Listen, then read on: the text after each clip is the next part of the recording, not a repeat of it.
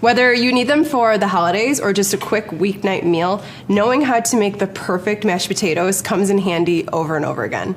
I'm Ellie from Taste of Home, and today I'm going to show you how to make the perfect mashed potato.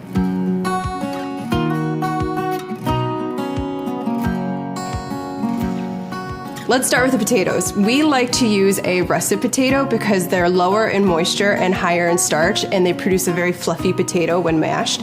Yukon Gold is also a really great option. We just typically want to avoid a waxy potato. They tend to become very gummy when mashed. And then we want to take these potatoes and give them just a quick rinse to remove any visible dirt before we start to peel. And then when you go ahead to start to peel, you have a couple options with your skin. You can just discard them. You can throw them in a compost bin.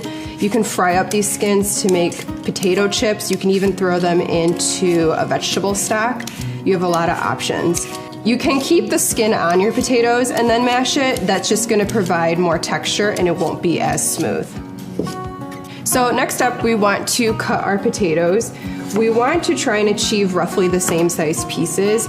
Too small of a cut, although they do cook really fast, they have a tendency to take on too much water, which then prevents the mashed potato from absorbing all that delicious butter and cream, which is what we want.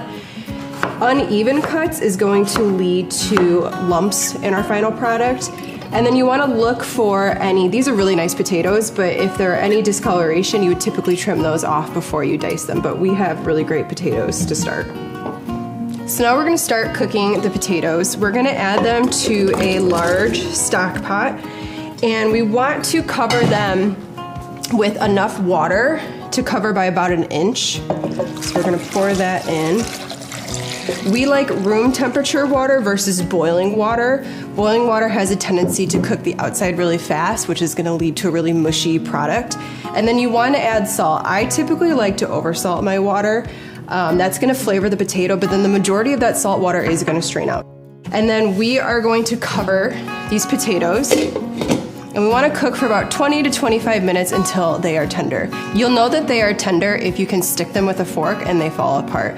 After that, we will strain them in a colander, or you can also use a slotted spoon.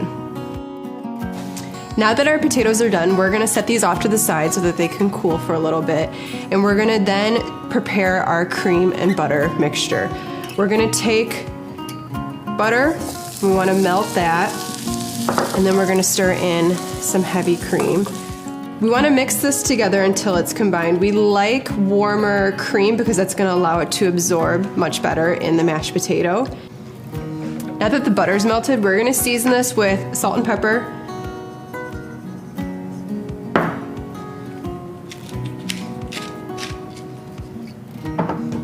stir that in, and then we're going to pour this over our potatoes and begin mashing.